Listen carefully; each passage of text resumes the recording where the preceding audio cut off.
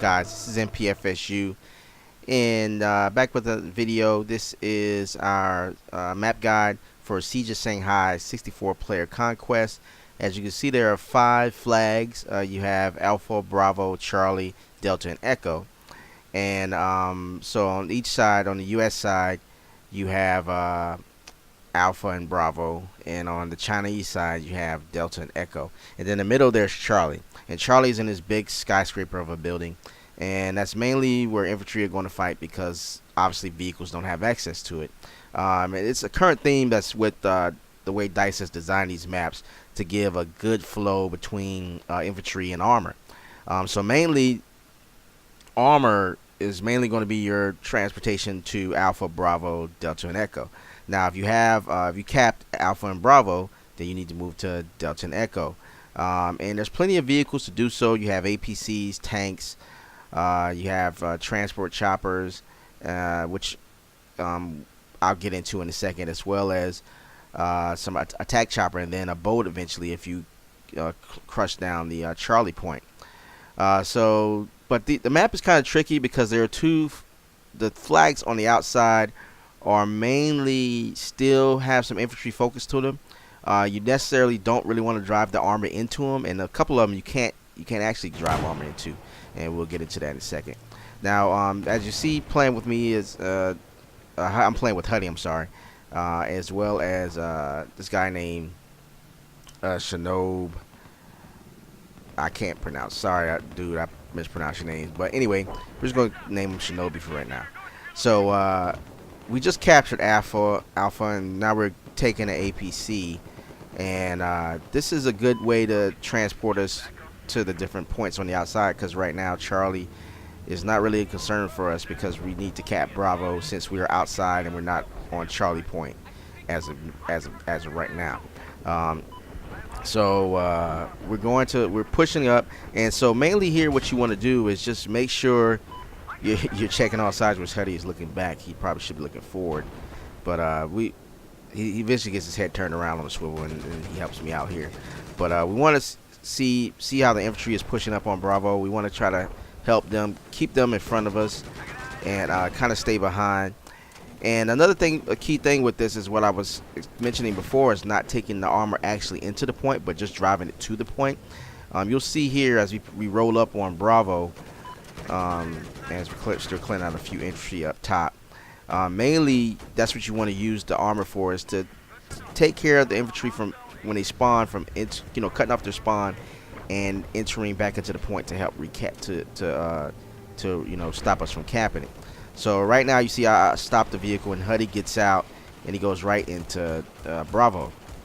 And it's a good strategy to use. You want to make sure you have the armor outside. As you see me up top, I'm giving my support and trying to keep them from spawning and coming back down to prevent Shinobi and Huddy from capping the point.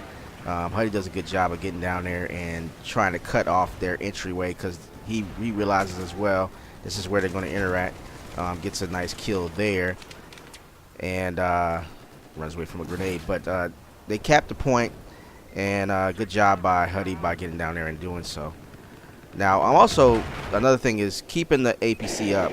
We're both playing engineer. He's running, looks like the Type 95 Bravo with, I guess, a stubby grip, the HD 33 scope, and he has it looks like a compensator on the front of it. So now as we capture Bravo, the other team is doing exactly what you would expect. They would bring armor to Bravo to help their teammates, but you see there's no infantry. They're pushing ahead, which is a huge mistake on the enemy team's behalf, because we have a trap set up. And Huddy's, while I'm drawing their attention, Huddy is flanking them and firing rockets, and you can see he's doing a good job of that, because he's staying in a hidden position.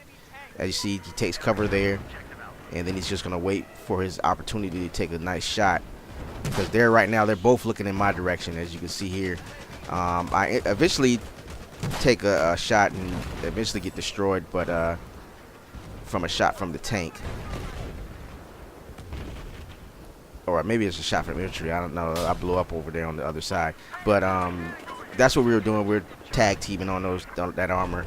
But we lost our armor, but it's good because we got Bravo now, so we don't really need it. We're just going to push up to Charlie and defend it, because that's really what we need to do, and prevent armor from crossing this bridge if we can. Huddy does do something here that I want. This is why I kind of kept this in the video, that I tend to not do unless I have a speedboat or something to get across here, because although it seems like the shortest way to get there, you're so vulnerable and open to fire, especially if the enemy team's on a point, or if a helo is floating over ahead. And then this is another portion of where we're talking about the armor and the air support and what it needs to do to help you be successful, especially if you're going to be an infantry on Charlie trying to cap it. Currently the building is broken down, so there's rubble up there. Very difficult for vehicles to get into that rubble. Maybe only the APC is probably the best thing. Now see what Huddy goes and does, and both go get the helo, because those snipers are up there, and that's going to keep us from protecting Charlie like we should be doing. So they're taking those guys out, and this is what you're supposed to do with the support helicopter. If you're not bringing infantry in to attack Charlie or defend Charlie, you need to be clearing snipers or anybody off of these roofs, because they could be very pesky and detrimental to your objective. So as you see there, they clear them out pretty well. Snipers are definitely easy targets. Anybody standing still up there are going to be pretty much standing still, so they're definitely easy targets, and they just mop them up there. And once we do that, then we push up onto the point. Now this time you see Huddy has learned his lesson, and he is going across the bridge underneath, which you should do as infantry. There's more cover from snipers, and you can get access to the point just as quick as you can floating through the water.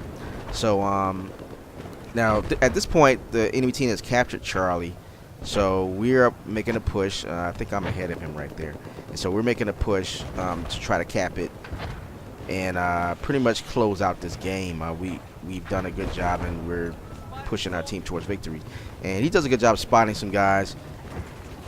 And APC is up there. I think that and the vans are only pretty much the vehicles you can get up there. You can't get tanks in there, which just makes sense. But APC is still going to have a hard time moving around, so it's not recommended. But if you're going to carry personnel there, you probably should bring the helo, have them drop in. But if you don't want to do that, then you can bring the APC full of people if you want to do that too. As you see here, the APC is just rolling around and just getting all in Huddy's way. Now also the attack boat spawns on this portion of the map. It's kind of supposed to control the water. That's another reason you don't want to be in the water, because you have that boat just attacking everybody, especially if the enemy team controls it. Now if you control it, then you may have a little safer pass through the water, but if nobody controls it, it's just best just to take the bridges. Huddy gets a nice shot at the helicopter right here, which is awesome, because that guy could have made it a bad day for us, because that's mainly what you're supposed to do with the attack helicopter. You're doing exactly what you need to do, is to help your team secure back the point by attacking it. So that's it for this video, guys. If you like the content, please subscribe to the channel. I'll be posting more videos like this, and I appreciate you guys watching. I'll talk to y'all later. Peace.